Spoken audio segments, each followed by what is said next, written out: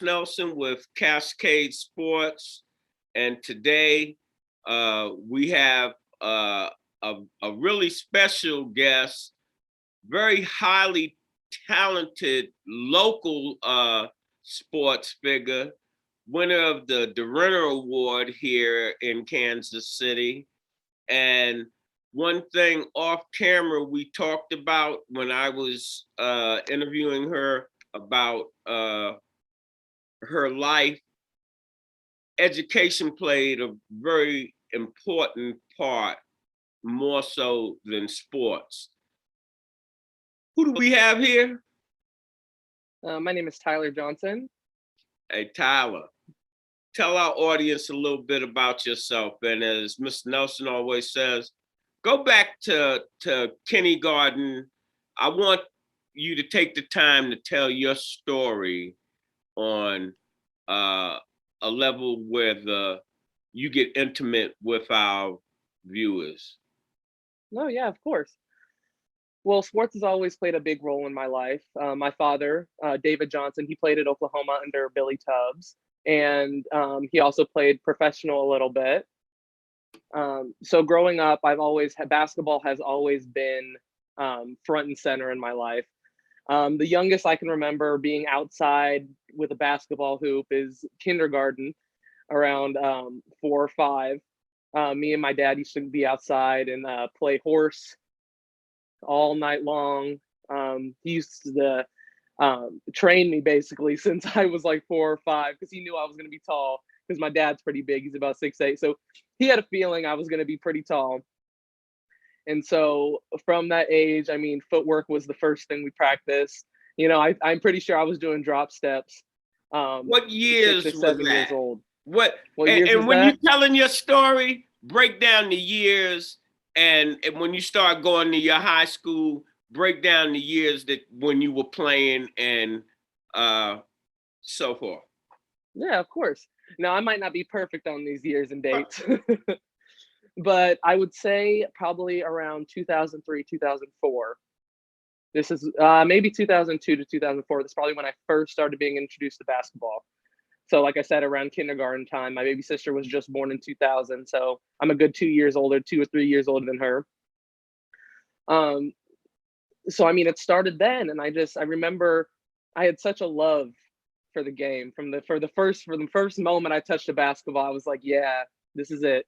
This is what I'm going to do.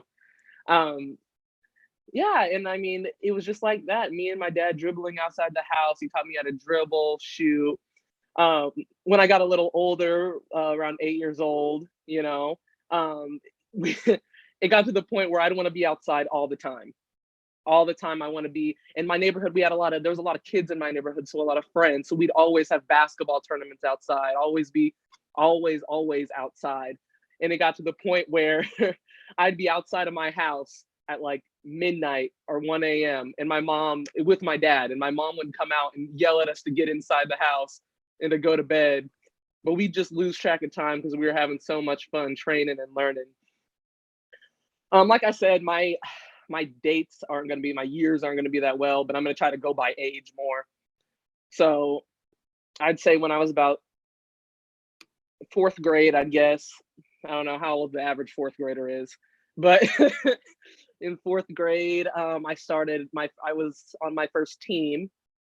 That's probably 3rd and 4th grade. I was on my first team. It was called Piper Optimist. I used to play, I went to Piper Elementary School, and it was a Piper Optimist league. And it was just a little league for, they just took the kids in the school, all the girls, and they put them on separate teams, and we play against each other.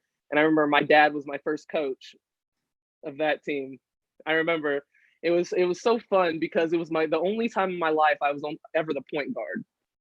You know, only time in my life I was ever bringing the ball up the court most of the time. But that also started a really big love in me for the game because I'm like, wow, this is, my first time ever playing against other people and having that drive to be better than people. I wanted to work so hard because I was like, the harder I work, the better I'm going to get, which is going to be better for me against my opponent. And that's when my dad kind of set in the building blocks of learning the game and like learning that if you don't work hard, someone's out there working twice as hard. You know, if you don't strive to be the best, then what are you playing for? You know, if you don't strive for greatness, what's the point? You know, so that's when around fourth grade, that's when it finally started clicking like, oh, I'm pretty good at this and I could be better if I put in the work, you know? So then that gets us to about sixth grade. And my first team, one of my first teams that I played on, this was about 2000 and it had to be 6 or 7 because my baby sister was born in 2008. So yeah, 6 or 7. My first, or maybe it was before that. Oof, these dates are getting, I haven't thought about this stuff in so long. My first team was KC Swoosh or Swish. That's my first AAU traveling team. Now we didn't travel very far. We only traveled in the, Kansas, Missouri area. But it was still so fun to be able to go play at different arenas and going to play, Who was the community coach? colleges. My coach, David Lawrence. David Lawrence was my coach. He was David Lawrence, my dad, and Mr. Yusuf Harris.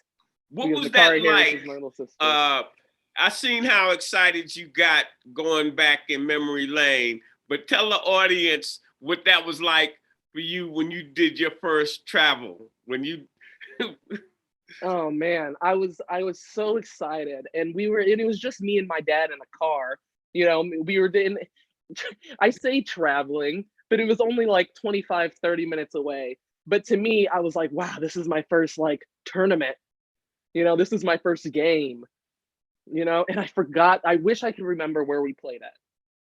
I wish we could, but it was a small gym down in Kansas City. And I remember they didn't have AC in the gym, so there were big fans set up in the corners. And they were just so loud. The fans were so loud, like during the game. And I remember you could barely hear the whistle over the big fans that were blowing. But I remember that was my first there's game ever. a lot of girls and boys that come from the urban core. Yeah. When you picture that scene in their gyms, they can picture what you're talking about. Because as you were describing that, I've been in a bunch of gyms like that. The gyms with you're dribbling down the court and there's some dead spots on the floor sometimes. So you got to dribble a little harder to get up and down the court. Yeah. Honestly, I don't even remember if we won or lost that game. I just remember the excitement that I felt getting there. And then I would say my next favorite memory, it's crazy that's a favorite memory because it's not the happiest, but I'm pretty sure it was still with KC Swoosh. It should be that we decided that, hey, we're a pretty talented team. We're going to start playing up. So we played up in age. So we were like, I'm trying to think of our ages. 3rd and 4th graders. And what position did they have you playing then? Then I was kind of all around. I kind of did a little bit of everything. We were still a new team and we were still trying to figure each other out. So it's basically, if you get the ball, take it up the court. Doesn't matter who you are. Unless you were someone who just had trouble dribbling, then, we all loved each other on the team too. We would just chuck it up the court. Just go. Like we were a fast-paced team. We wanted to run, and anyways, at that age, it just looks like a circus out there. Right. At that young age. But no, we decided to play up because we thought we were pretty good and we were like, let's just test ourselves and see. So we entered a tournament with 5th and 6th graders when we were in 4th and 5th. No, we were 4th and 5th and we went into a tournament with 6th and 7th graders. And oh my gosh, we got blew out. I'm talking like 2-42. Like we couldn't even get the ball up the court. And I remember after that game feeling so upset and feeling so like, oh, like why did we do this? Like we should never do this. And my dad came up and the other coaches did too. And they were like, hey, that's how you learn. You know, you're only going to get better if you play against people better than you. You know, if you play Did against you people. take that at that time? Did you take that lesson to heart, or did you just feel that they were just trying to soothe your feelings? Now, for a little bit, I thought they were just trying to soothe us. I really was. I really was like, they're just trying to make us feel better. I was angry because I was like, it's just not fair. But you know, after that first tournament, we still do it because our coaches refuse to let us, you know, sink back down. So we played again, and you know, we were getting pretty close with teams. We were in games, and you know, and that kind of sparked a fire in me. And ever since then, I was like, I don't care how old you are. You know, we're here to play. You know, and you know, we have nothing to lose. You have everything to lose, and we're gonna come at you and we're gonna hit you in the mouth. You know, you better hope you can get back up. You know, so I mean, I feel like that was, and I was really passionate about it. You know, the whole team was. We all worked together, and we're like, we're gonna win. What You does know, we're that gonna do feel this. like? Having a good team. Have you been on championship teams from grade school on, or you know, do you know what it's like when to be on a mediocre team? So a lot of my teams growing up, we started off as the underdogs. We really did. We were a put together team, you know, and a lot of the times we were an all black team and we went to play in all white tournaments. Talk You about know, that aspect of uh, growing up in sports, and do you see uh, the segregation in uh, the sports as coming up uh, as a youngster? well, yeah, I mean, I saw that a lot. You know, I grew up in Piper, which is primarily a white institution. You know, it's been a little different over the years, but I mean, most of the time, it's, you know, the black kids are usually the athletes. You know, um, I would say it played a role, but I wouldn't say that it affected me in a negative way because I always just believed that, especially in a basketball aspect, we're coming into play. I don't care what you look like. You know, I don't care what school this is. I don't care if you have to pay a tuition to go to your high school. You know, I don't care if you're a private school, play in a public school. I don't care. We're coming to play. You know, because at the end of the day, money has nothing to do with talent. You know, and you know, and it felt good a lot of the times to play these preppy schools and to just blow them out. You know, it just, I'm trying to figure out a way to describe this. Well, I think you're doing a pretty good job because it's making feelings in myself bubble up on what I've seen in sports. And a lot of Yeah. times we don't talk about what how we feel, you know, it's somebody else telling our story. And it's not the full story because it's edited. Hmm. And a lot of times it's self-edited. You don't say certain things that you really feel. And Yeah. that's the uh, why we uh, avail ourselves to our athletes that what I call have the courage to talk about the real deal, how they came up, whether they came up with both their parents or no parents Hmm. or one parents, so that our overall audience and for posterity that this is on film. This is how we come up. Not everybody can be like Mike. Yeah. No, So exactly. go Yeah. ahead and finish your story. Um, well, when you're jumping back to aspect to to the race aspect, I feel like that also plays a lot. And you know, I never looked at the girls I was playing against as the problem. You know, because they're kids just like I'm a kid. You know, this is, I mean, they don't pick and choose where they go. You know, their parents tell them, you're going to go to this school, you're going to do this, this is what you're doing, you know, for the, you know, first 18 years of your life. So I never really looked at the kids and thought this, you know, we can get into red line, like, you know, the borders between school districts and, you know, the wage differential that people make on either side of the red lines. You know what I mean? But if we're talking about a strictly basketball aspect of it, I always just believe that it doesn't matter who you are, what you look like, how much money you have, you know, on the court, we're on equal grounds. Well, you know, and that's I'm pretty gonna, much me. And I go back to the 60s, Black teams in general, and coming from New York, one of them, older baller, Nate Tiny Archibald, he went to Texas Western, which later became Texas El Paso. And when they took that all Black team and won the Division I championship against Kentucky, that was the first time that ever happened. And that had been happening throughout the United States, especially in the big cities where Black teams were facing off against these private institutions, and they didn't have the money, or they didn't have a lot of the different things, but they had the talent. yeah. And that was the mental thing that we could walk away with to a certain extent when you break it down in for being real. Yeah.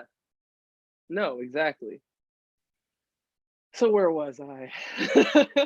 So I was talking about KC Swoosh, and that was one of my first AAU teams.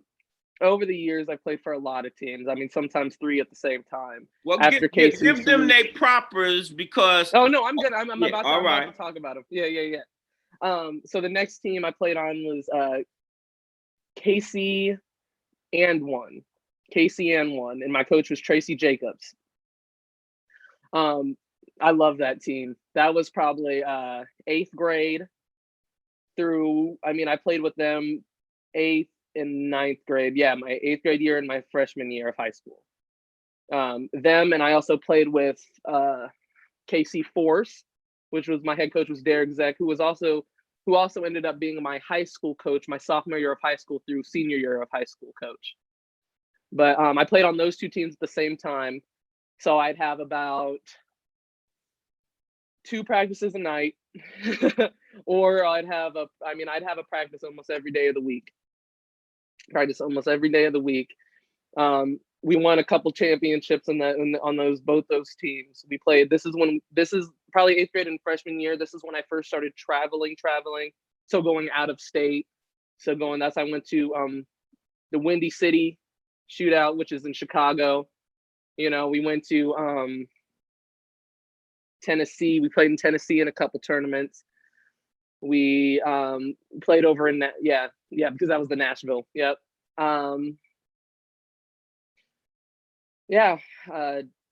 That's what it was still local, but we went out a little bit.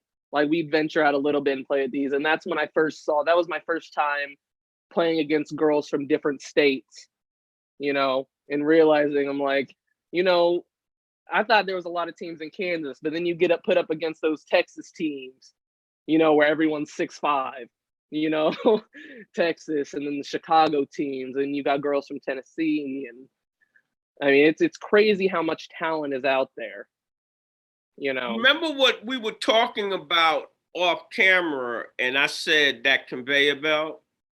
Yeah. All right.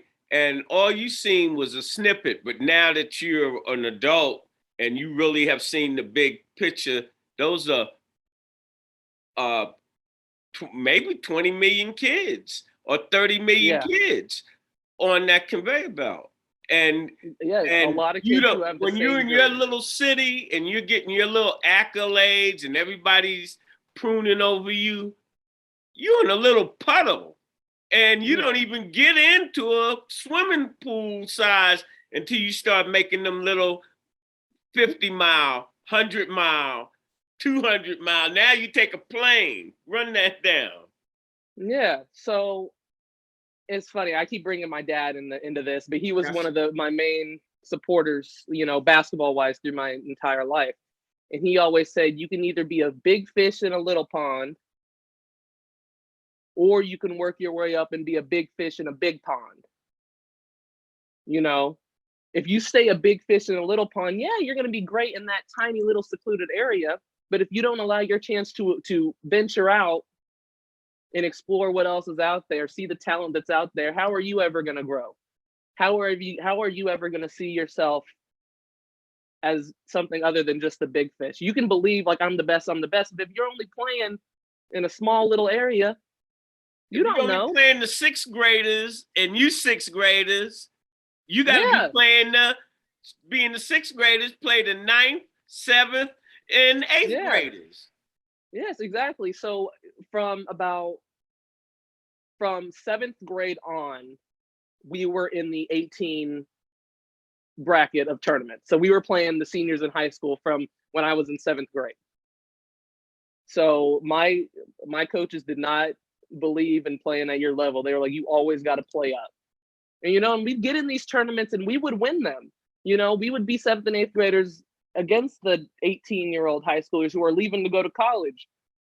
What was that like, the sisterhood that you had with the bonding that you had with the different teams, because you had different relationships? Oh, yeah. And I want you to talk about this a little bit, how a player has to adjust to different coaches and different philosophies as you're coming up, how that makes you a better player. Well, I feel like it's very important to be coachable. You have to be coachable. Coaches aren't going to say things you want to hear. If they did, they wouldn't be a coach, they'd be a fan.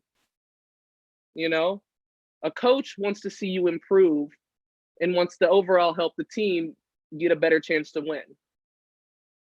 So there's going to be times, I've been yelled at so many times by coaches in my life. And, you have to be able to take that. You have to be able to take criticism, And honestly, when I was really young, I was really bad at it. I'd get upset. It'd always be personal for me. But it's not personal. They're just stating the facts. And, you have to be able to listen to what they say and not how they say it. It's very important to be able to critique yourself and be able to look in the mirror and say, did I do this? And I feel like that's what all the great players do. No doubt. No doubt. Now, talk about the difference in you playing in those summer leagues and now you're in high school. Talk about your freshman year and go to your senior year, what your play was like and what position you were playing. Okay. And did you have two separate coaches also? Yeah. All right, run that down. And what you took away from each one of them coaches? So my freshman year, I was still at Piper. I went to Piper High School for my freshman year of high school. We were a pretty decent team. I'm not going to get too into Piper because I wasn't there. I was at Leavenworth from sophomore to senior year. So I'm just going to say that Piper was fun. I enjoyed the girls. It just wasn't where I was meant to be, though. This is where we get into the big fish in a small pond. Yes, I was really good in that league, but I felt like I was kind of at a standstill and I wasn't really improving. I was just kind of letting myself just stay where I was and not trying to get better. So me and my dad had a long conversation that summer, and I just heard that one of my AAU coaches decided he was going to go coach at Leavenworth. Now he didn't talk to me about this at all. We never had a conversation about, where I should play or whatever. I was already in the mindset of I need to transfer schools. Like, I don't want to be here anymore. This isn't like, I didn't really fit in at Piper either. Right. I grew up in KCK, and I grew up in Piper, but like my neighborhood wasn't really like the Piper look, big houses, that wasn't really my neighborhood. So I just never felt comfortable in my own skin at that school. But that let me say this. I think that's why a lot of times I remember when Danny Manning came to Kansas and they had to bring his dad in, and a lot of times to coach or whatever, because coming into these different social structures as athletes, we're not comfortable a lot of times. And you had that comfortability with your AAU coach, and that really, timing was everything. Yeah. He didn't have to talk to you. Yeah, he literally. That's what I'm saying. Yeah, he didn't have to talk to you. He was like, boy, this is a blessing. I need to be over here, Dad. Yeah. And I guess your dad, I think you said your dad had known that coach for a minute. I mean, so the summer after my freshman year, we spent with that coach, because I put it in my head that I wanted to play in college. Mm-hmm. I remember my freshman year at KU, I'm not at KU, at Piper, I got a pre-letter basically from Oklahoma, saying we're watching you basically. Right. And I remember right then I was like, this is real now. I could have a future because of this.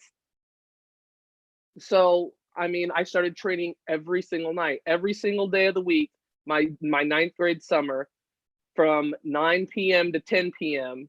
I would be with my dad, and Coach Zeck would have a couple other girls, because he was also an AAU coach.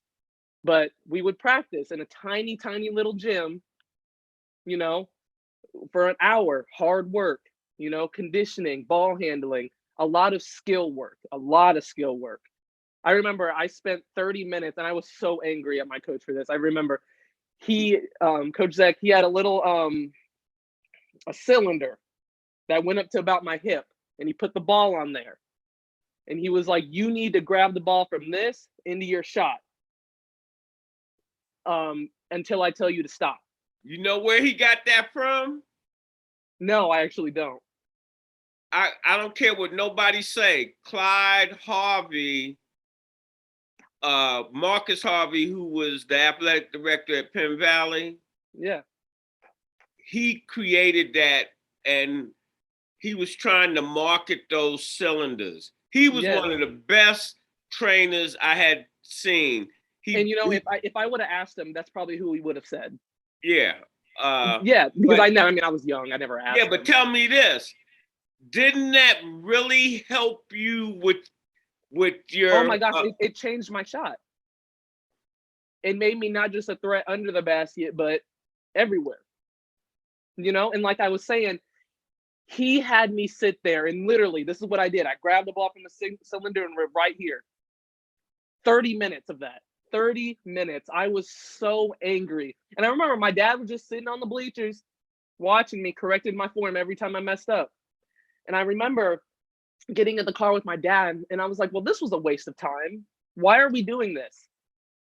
And my dad, who was calm as ever, just said, be patient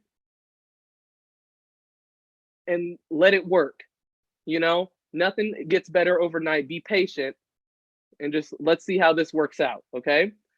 So for the first maybe, oh my God, he wouldn't. And I remember the guards were down there shooting and doing dribbling drills, and I was by myself under a basket for 30 minutes, not even shooting it, just right here, back on the thing. I know the drill. Right here.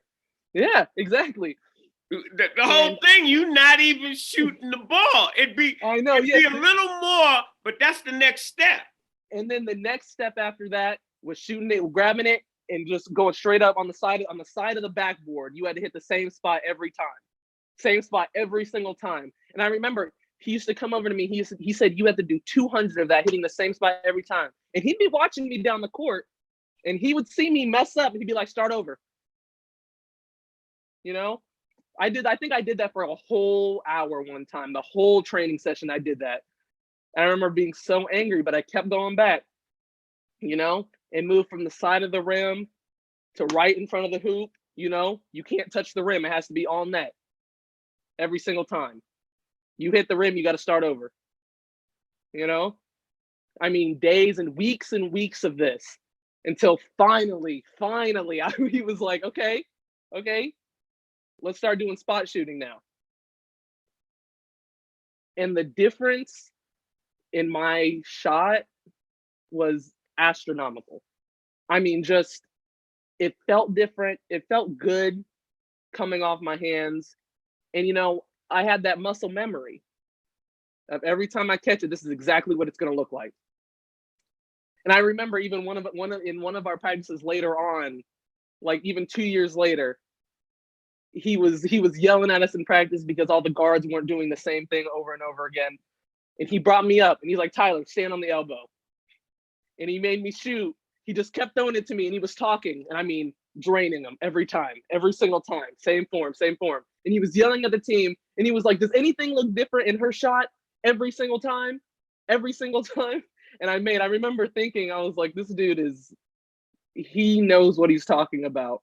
Do you know because I made that the Clyde Harvey, that method per se, anyone that's been trained like that, I used to could tell the girls that that I could see a game and see how they shooting. I'm like, I know where that came from, because that muscle memory after you go through all of that for months and months, you become deadly. Yeah. And you can record by that time you could coach on that technique. Oh yeah, I remembered it. Like I it's still ingrained in my memory till this day. If they put that cylinder in front of me and was like, do it, I would know. I mean, my body would just automatically respond. So your sophomore year, let's talk about as you moved up and moved through high school. All right, so my sophomore year at Leavenworth, and by the way, I love Leavenworth. Leavenworth, I mean, I was it's just about feeling like you fit in. Talk about the school spirit, what it was like to play in your gym also. So when I first went to Leavenworth, the girls haven't won a state championship since pictures were still in black and white. I remember when I first got there, that was the only picture they had on the wall on the girls' side, on the women's side, and I was like, wow. They had a pretty decent men's basketball team when I got there my sophomore year. Their football team was pretty decent.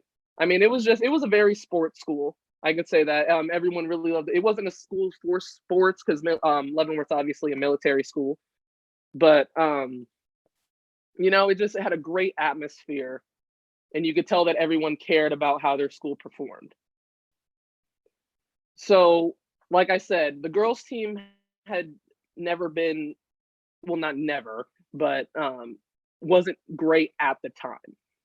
So when we got there, when I got there, it was a whole new system.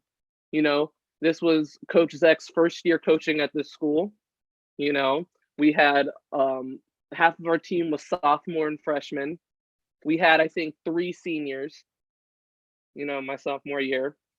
And they have never played AAU or, done anything outside of the school sport basketball wise, So it was very difficult when we first started. The seniors were really freshmen in they play. No, they were. And I already know. Yeah. So I remember the first thing Coach Zeck said was, we're going to have 2-a-days. So the entire summer, my sophomore year, we'd have 8 a.m. to noon conditioning. So like basketball and conditioning. So all of our drills included like conditioning and stuff. And then we'd get like a 2-hour break. And then we'd come back at like 3 to 5 practice, like actual like working on stuff. So in the morning we'd be on the track. He had us on the track. I remember the first day we had to do like 4 sets of bleachers and then run 2 miles. And we want to use, like, if you stop, you're starting over. So, it was a really grueling summer, but I mean, I think set the tone for his coaching style and how we were expected to perform. And honestly, looking back at it, it was really the first like eye opener of this is where we are taking that next step. We're reaching that next level. Leavenworth's not going to be the, oh, we just play them for fun type school. We're going to walk into the gym and people are going to be like, oh, damn, we got to play them again. Like they're on our necks the entire game. It's going to hurt playing Leavenworth. Oh, yeah, yes, it's going to hurt. It's going to hurt. So my sophomore year, we did really good. I don't remember the exact, win to loss ratio. But we did lose a few. We were so new, and, those Olathe schools have been put together for so long, had coaches that were just, have been there for years and years. So they had that system, their system. We didn't have a system yet. We didn't know how all our girls worked together. You were developing the culture. Exactly. You already talked to Rachel and Tasha, right? Right. Yeah. Same thing. I mean, this was our first time. Me and Tasha played AAU together on a couple of teams. But all three of us together, this is our first time ever playing all together. Yes, we were tall, but, at the same time, you can't just, height isn't everything. So we were battling it out our sophomore year with a lot of teams. It was really hard to stay ahead. And then when we got to state, we lost in the first round my sophomore year to St. Thomas Aquinas in double overtime. Tell the audience, what was it like in the locker room after that loss? Man, we were just, and I remember because our coach, if you knew our coach, Derek Zeck, you would know, you could hear this man outside of the gym. He was in our butts the entire game. He did not believe in letting up. He was like, if you can beat him by 50, you better beat him by 100. That's who he was. I mean, cussing us out on the floor. I mean, I love the guy to death. I have so much respect for him. But he would get on our face. I'm saying, what was it like with the girl? No, that's what I'm getting to. We felt so defeated after that game. And, we were sure coach was going to come in and rip us a new one. We were so defeated. And, he came into that locker room and he walked around. Usually after wins, he'd give us all a fist bump or something like that. And he did that after that loss. And he was like, I am so proud of this group of girls. We were a brand new team, just fighting to figure out who we are, what our identity was. And I feel like we needed that loss to bring us all closer together. After that game, it felt like everyone who was on the team, you could kind of feel a switch in mindset. They rededicated themselves. Yes, exactly. That's what good coaches do. Exactly. And you could feel it. And it just set the tone for my junior and senior year. Walking into tryouts my junior year, it was like you could feel the energy was different. It wasn't just like we're doing this for fun.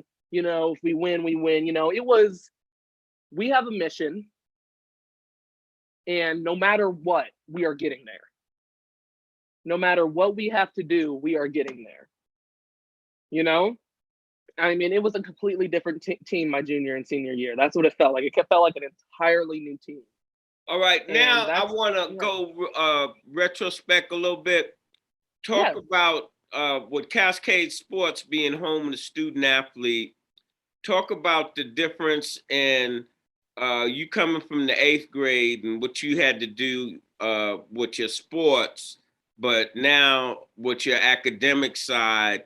And as much as that you are in the gym and working on your skill sets and such, what time did you have for your academics, and what kind of academics did you have as it relates to your performance in the classroom?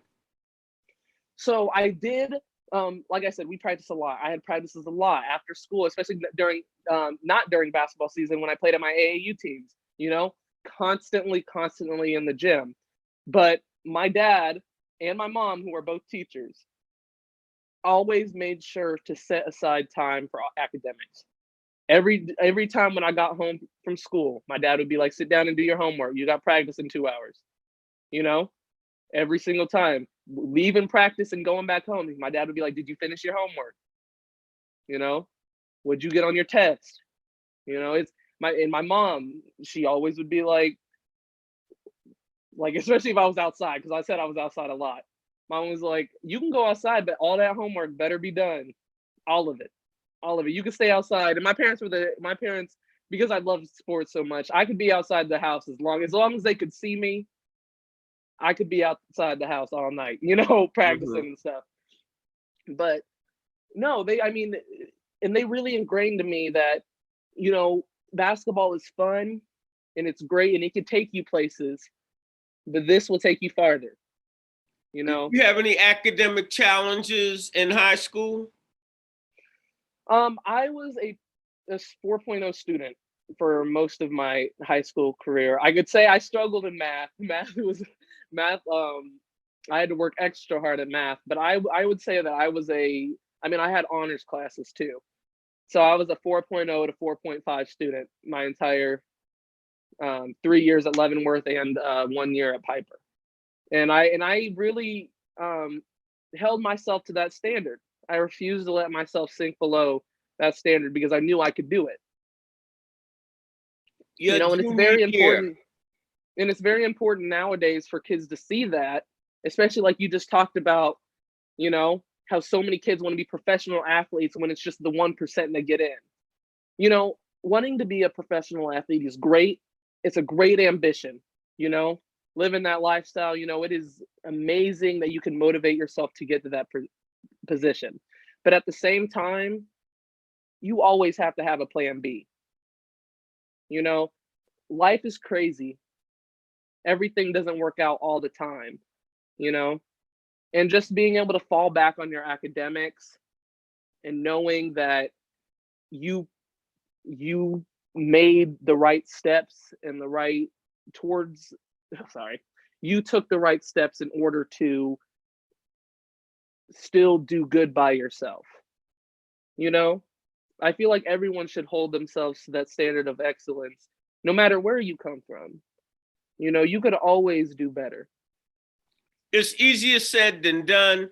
Oh, and no, and it all comes from your experience in your environment. You were put in an environment that was very healthy and stimulating for your growth, not just in the athletic arena, but also in the academic arena.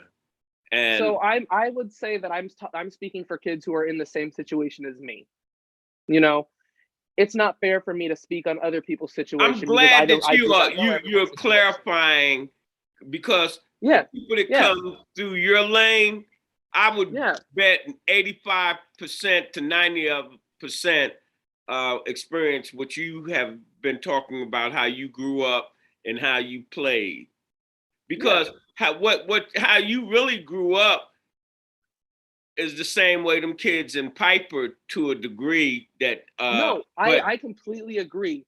I was privileged, and I am thankful and lucky to have all the opportunities that I had. Now, does every child get these opportunities? No. And it's messed up and it's not fair.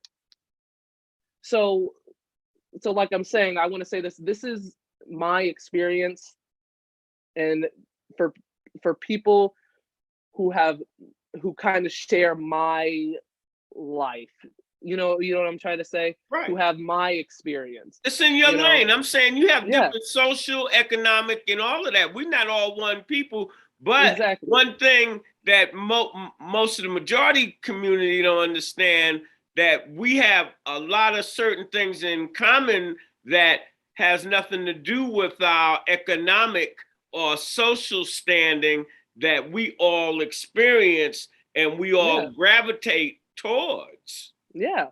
You see all these NBA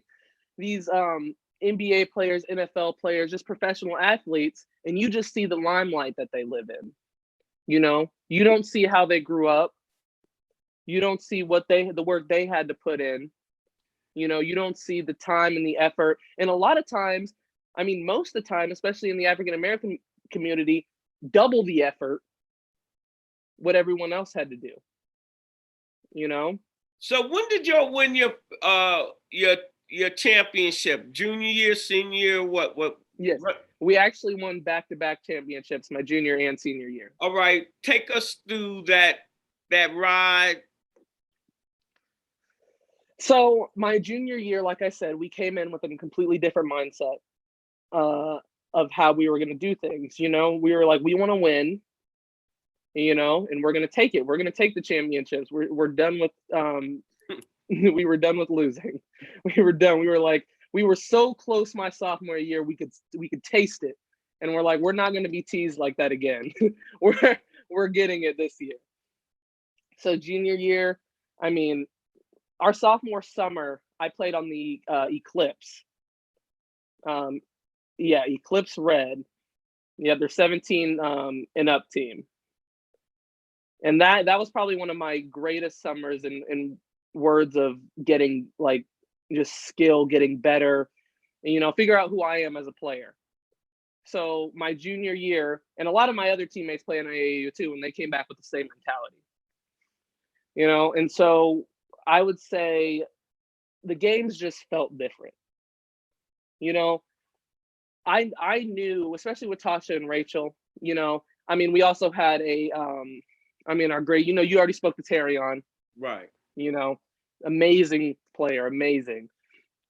You know, and it just felt like we knew each other so well at that point.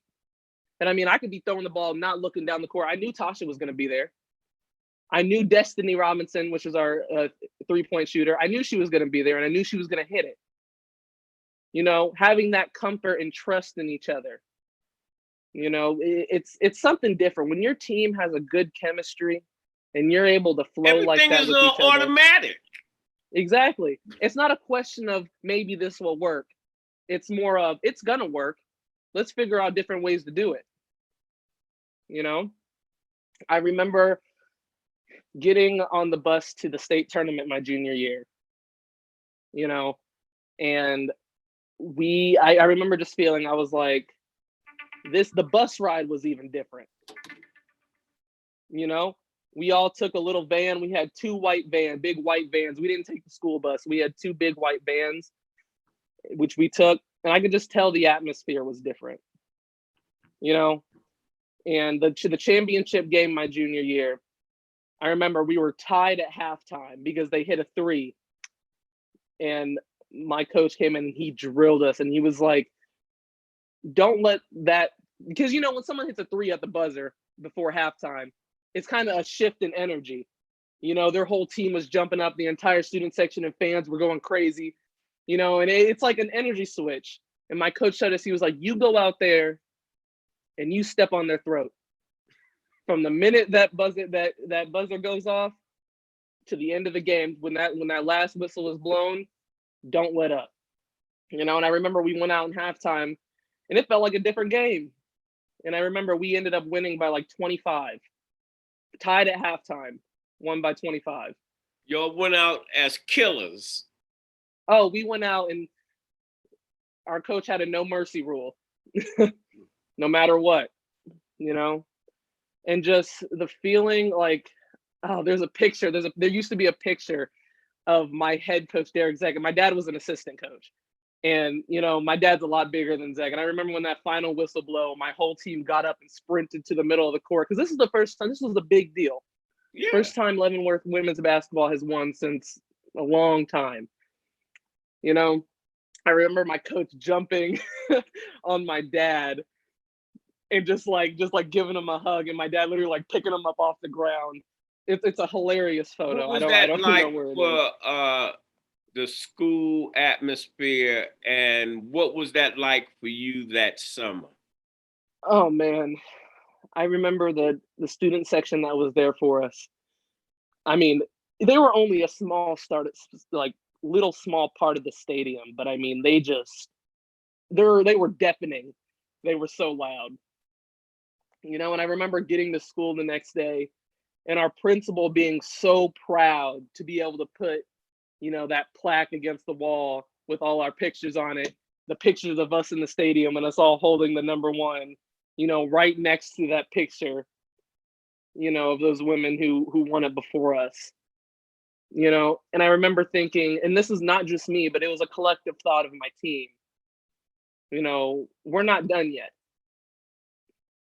Winning is great. It's fun. It feels amazing, but we weren't going to allow ourselves just to stop it there, So this time, instead of from sophomore to junior year, which it was a click of, we don't want to feel like this again, that loss, we didn't want to feel that again. And now junior to senior year,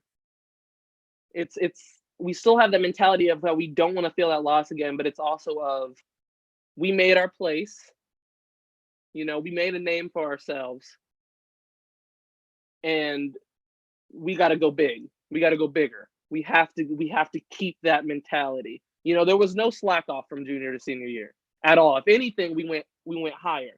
There was no drop off whatsoever. And all the freshmen coming in who knew of our team, who knew Leavenworth just won a state championship, we didn't let them feel like that either. We were like, hey, if you're here, this isn't going to be like a fun little side activity that you do outside of school. No, this is going to be, we're here to win.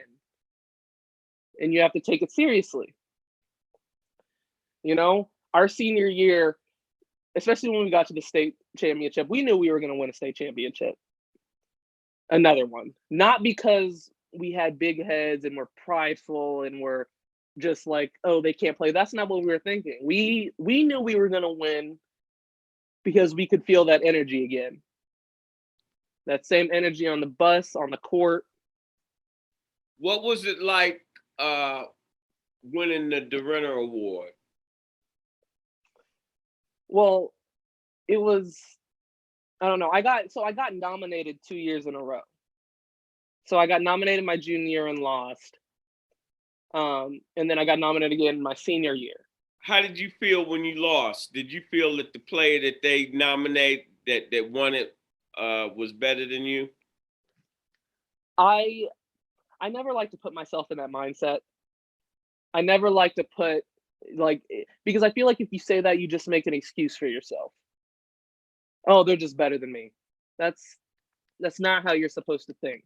Or I'm better than them, I didn't deserve it. One thing I know, people don't wanna look at reality just in general and be able to come with a truthful conclusion. So what I said that a little wrong. I didn't want to feel like I couldn't reach that point.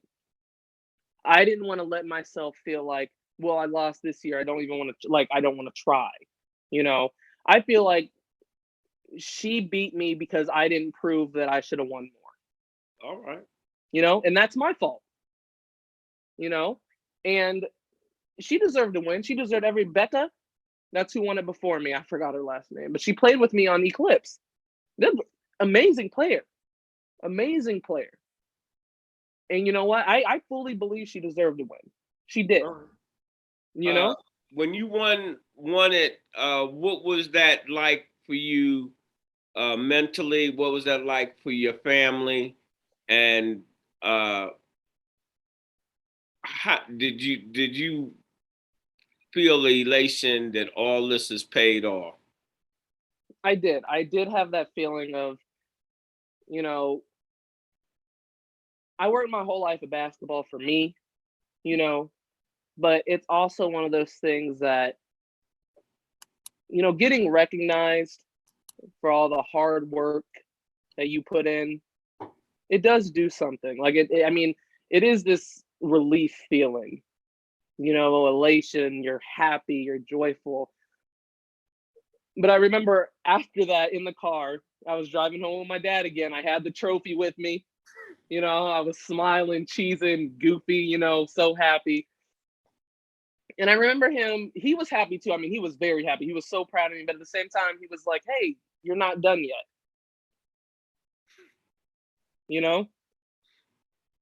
This is great. I'm so happy for you. I'm proud of you. You deserve this, but you're not done yet.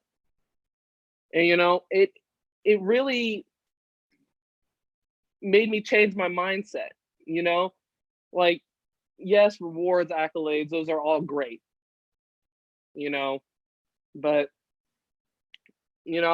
I still had that motivation to get better What and to schools drive myself forward. recruited you? Whew. I remember, so 2016, no, sorry, 2014, 13 to 14 to 15, yeah, 13 to 14, 2013 to 14 was the first year that college coaches could sign juniors in high school to colleges. Before that, it was just seniors that could sign, but I signed my junior year.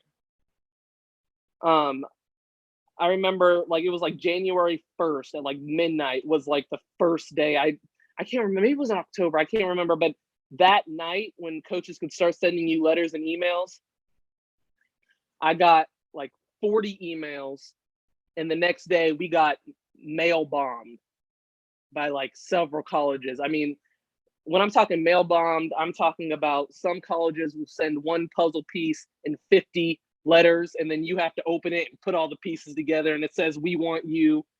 You know what I mean? It was insane to me. And thank God I had my dad, honestly, because he went to college. He knew how to navigate these letters.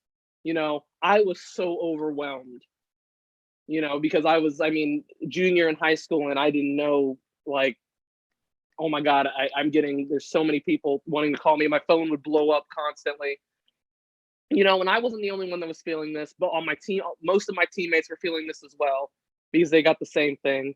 What was the determining factor in what college you chose to go to? Well, I went on a couple visits, but I would say the reason I went to KU was, I don't know, it's like, it's hard to explain, but it's just something that kind of clicks in your body. You just feel like this is it. I went to a lot of schools and the visits were great. The facilities were amazing, but it was just something about KU. And, my mom was a Jayhawk. That says it all. Yeah, but my dad was a Sooner, obviously. And, and I mean, when I was really little, I was dead set on going to OU. Mm-hmm. I was like, that's where I'm going. That's where I'm going. That's where I'm going. But, I went to the OU, I went to the school and stuff, and I thought it was great, but there was something to me about KU that just felt like this is home. And I don't know if it was just because it was in Kansas, because I've never been a real homebody. I traveled all the time, It just, something about it just felt like this is where I want to play. What was your freshman year like down there? It was definitely a culture shock. I thought I worked out hard before. KU was a totally different level. I mean, that's Division I, though. I can't say Leavenworth really prepared me for a lot of it, but man, there's something different about practicing in Allen Fieldhouse. There's something different about, it's a lot like a job. Right. Well, that's what our public really, and that's what that whole should athletes be paid or their likeness and what have you. And I think that we're going to have further conversation on that on a different segment, because I think that you have a lot to offer, and I'm thinking about breaking this into two different pieces, because we're talking about a lot of different subjects, and I think that you have gone through the process, and that it's nothing like firsthand information, and you're giving it to everyone raw. I think I'm asking some of the right questions that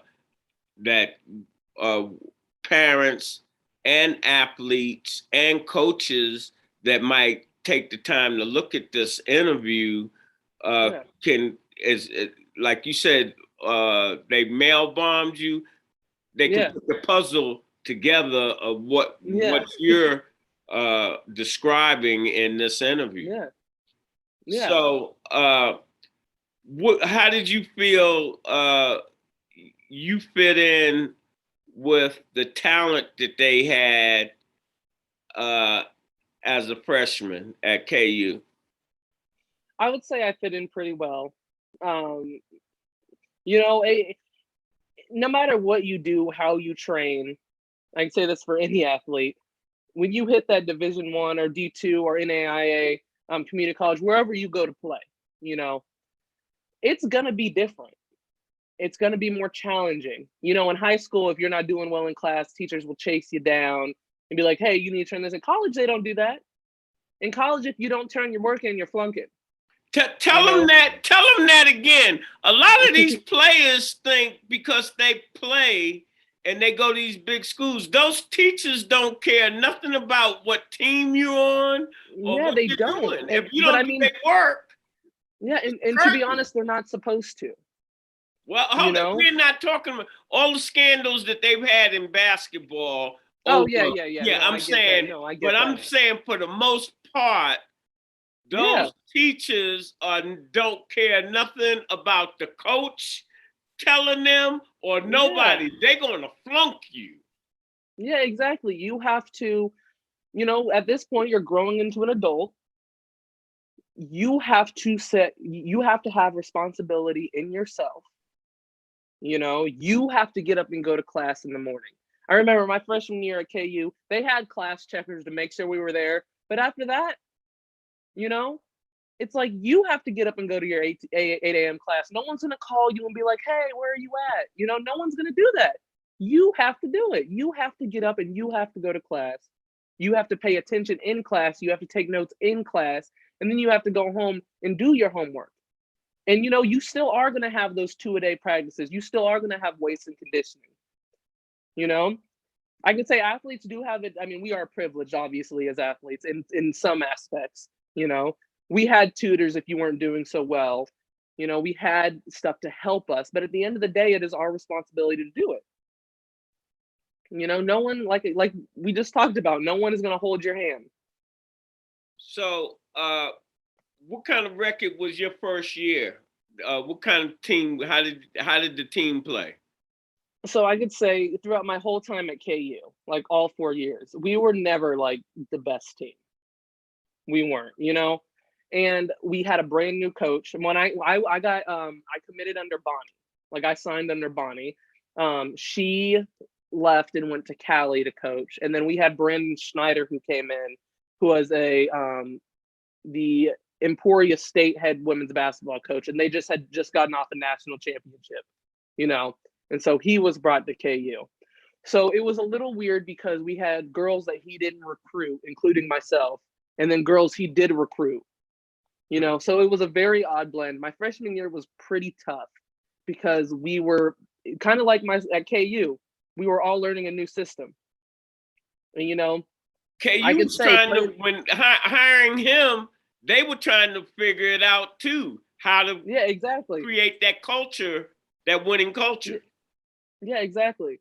And I can say like we struggled wholeheartedly. Like we, you know, the effort was there, but it was just, you know, it's so different when you're in the Big 12 because you know you're playing against the Baylors, the Texas, you know, just these incredible teams that have had foundation for years and years and years, you know, and we're a brand new team. We had one senior. No, my freshman year, I don't even think we had a senior. Did we have a senior? Yeah, we had a senior. Yeah, we had like 2 seniors, but like our whole team was freshmen. So what was that? Talk about not just the freshman season. Talk about all the way. Let's get quick step all the way to Yeah, your senior. But one thing I want you to emphasize: see, coming up, you always were with these top flight players and top yeah, flight teams. It's yeah, like you always starting and never had to sit the bench. Now yeah. you're in college and that whole situation changed. And now that can really affect your mindset. Oh yeah. So I'm gonna speed through this. I kind of have to speed through this because my college experience was a lot the same and different from a lot of people. because my sophomore year, I had a microfracture in my right patella. So I was out my sophomore year. I got to play my junior year, but then my senior year, I had to medically disqualify, which is a whole nother mindset change when it comes, you play in sports your whole life and then all of a sudden have to stop. Why did you have to stop? So I had a microfracture in my right knee my sophomore year, and it took a year for me to get back into playing. In that year, I wasn't allowed to do a lot with my legs. So, I mean, I had trainers, athletic trainers and stuff. You know, I still worked out and things, just not like I usually could. I had to run on an underwater treadmill, you know, because I couldn't put a lot of pressure on my legs. And then when I got back my junior year, I did really well. I actually averaged like 10 to 14 a game, you know, did really well playing. But then my senior year, it's like my legs just did not want to cooperate. Yeah. And I would go to the doctor all the time. I had to get What was that like mentally? It was very hard. I was in a really low place for a long time because it just felt like, you know, like I said earlier, I worked my whole life to get here. And then it feels like I'm just hard stop, you know? And it really affected me really bad. It made me question like what I was doing, like made me question like why I put in the effort, made me question a lot of things that I had to like fight to get over, you know? And so while I was recovering from my injury and I got back to playing my junior year, I was so happy I was finally back to playing. And then my senior summer, during conditioning and training and stuff, my left knee started acting up because my right knee had the surgery and it was doing better. And then my left knee, it was like pain constantly. I had to get injections in my left knee. Cortisone? Like I said, yeah, injections in my left knee. I used to, as a track athlete, pull a muscle and stuff. Yeah. And so I had to start doing that. I mean, I'd be in practices where my entire leg was wrapped up, you know, and I couldn't even bend my left leg. And you never feel, you never really want to go sturdy. all out. Yeah, I don't feel sturdy. And then I went to the doctor and he talked to me about medically disqualifying. And at first I was like, no, I don't want to do that. And then as the months went on, the more pain. And he was like, listen, you know, I had to sit down with the doctor and he was like, you might be looking at a knee replacement before you turn 50. You know, and that kind of opened my eyes because as much as I love basketball and as much as I love the game, you know, I had to look at my life outside of it. You know, and I had to make a big girl decision. I had to make a grown-up decision saying, do I want to have problems walking when I'm 30, 40? You know? And I made the decision, which was really, really hard for me, to step back and say, I think I'm done. What part or did any part did your dad and mom play in that decision? So I talked to my dad a lot during my injury, after, and everything. And, you know, since I was little, my number one goal was like, I want to play in the WNBA. I want to play in the WNBA. I want to do this, you know? And, you know, as I got older and like, I still had that dream. And, you know, when I said it hit me hard, I mean, it hit me hard that I wasn't going to be able to do that. And I had to call my dad and we talked. I mean, I went to KU so he could drive up and see me and stuff. You know, I sat down and had that conversation and, you know, I cried and I was so upset because I thought he'd be disappointed in me that I couldn't go do this, you know, that I couldn't go play like we talked about my entire life. Trying not to get emotional. Hold on. I'm getting emotional. I'm listening to what you're saying. I'm imagining what that's like. I haven't been there, but as an athlete, whole life. I mean, and my dad, he told me, he was like, there is not a world where I would be disappointed in you. You know, baby girl. Exactly. And he said, like, you know, my dad's had a lot of knee surgeries. he had a lot of knee problems. It's kind of where I got it from, you know? And he told me, he was like, you know what? You have to do what's right for you in the rest of your life. He said, you proved your point. You got a full ride scholarship. You worked, you got all the awards and accolades. You did what you needed to do. It's okay to step down. It's okay to step back. You know? And I mean, and that kind of hit me because, you know, I never really thought of it like that. I always thought of it of like, basketball is who I am. It's what I'm known for. It's what I do. Did you love your dad even much more after that? Oh my gosh. I mean, he's the best. I mean, honestly. But I mean, it's just one of those things, and like, and I'm kind of speaking for kids who are in the same situation as I am, because you know, I had a lot of kids, like I was in a therapy group with athletes just like me who did stuff their whole lives, and it's just snatched from them. Do you know Jeff Atkins, Coach Lincoln Prep? Yes. All right. His daughter, Brittany, she went to Oklahoma. Yeah. And what have you, knee problems and different things. You know, as you say, you're speaking for girls that were in the same category you. Yeah. Accelerating in sports, accelerating in life. Having great expectations snatched. Exactly.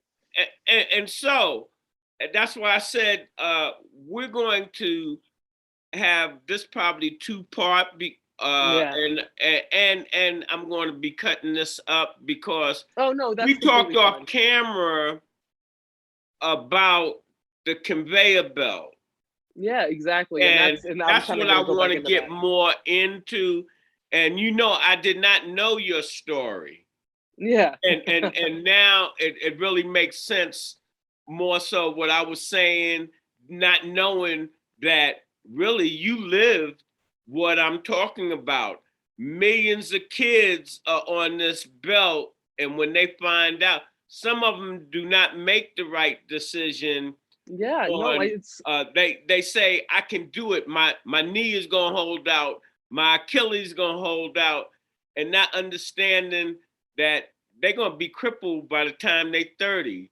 But I mean, it's not just like having problems walking. It's also the fact that a lot of kids, including me, growing up in such a sports heavy atmosphere, and you're so driven to do this, which is great. It's great to be motivated to do something. But at the end of the day, sports is only a small fraction of your life. You can't play sports forever.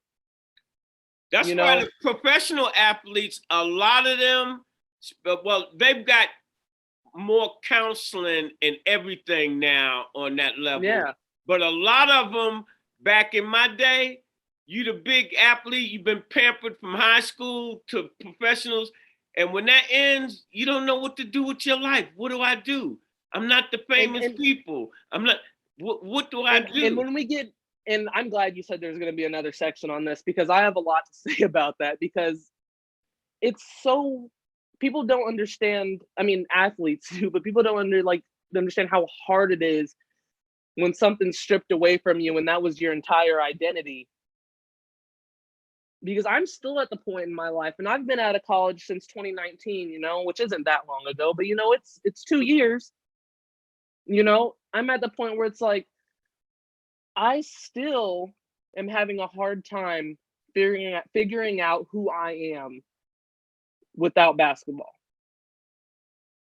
You know, it's still difficult to try to wrap your brain around something you've been doing your entire life, and how it's just, you can't do it anymore. You know, you have to figure out what you like and what you want to do, you know, outside of the world of sports.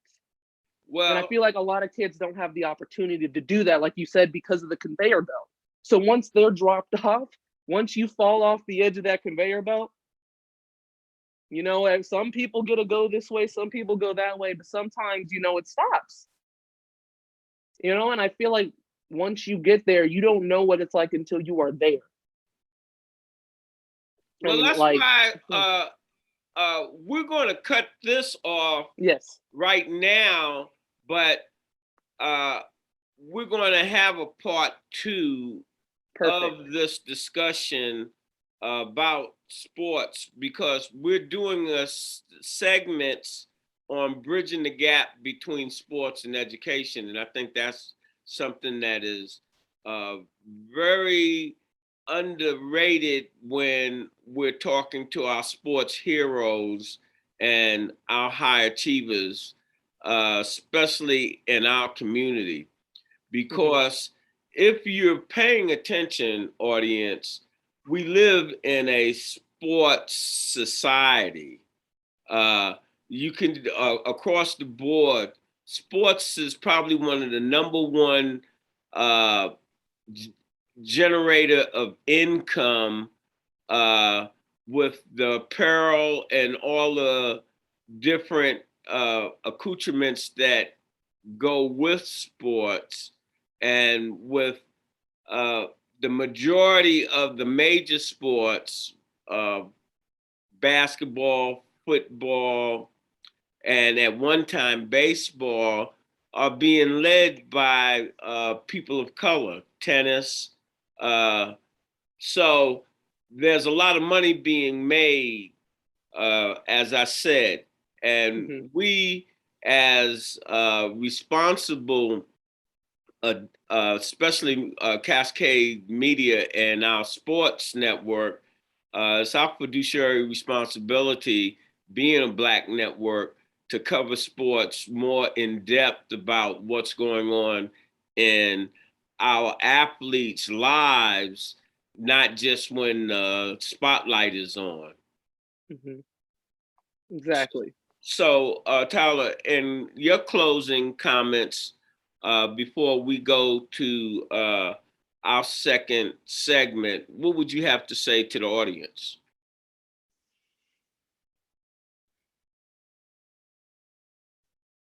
About, like, just say in general? Just in general, what you, sports, career, academics, being a part of the diaspora, whatever your closing, whatever you feel like you want to say to them before they look at part 2. I would say that having motivation is very important. It's important to want to do something. It's important to put everything of yourself into that thing you want to do. But at the same time, I feel like it is honestly basically what I'm trying to say is, don't limit yourself to one thing. Like, don't limit yourself to one aspect of life, to one aspect of yourself. You know, don't let other people limit you to one aspect of the aspect of who they think you are. You know, be as many things as you want to be. Do as many things as you want to be. You know, just try not to live your life in a tiny box. You know, be more. That's excellent. And as we always say here at Cascade Sports, when you invest in your community, you're really just investing in yourself. And for all you b-ballers, y'all already know what it is. Cascade Sports, we go hard in the paint. And when I say we go hard, we go hard. This program is brought to you by the City of Fountains Coaches Association.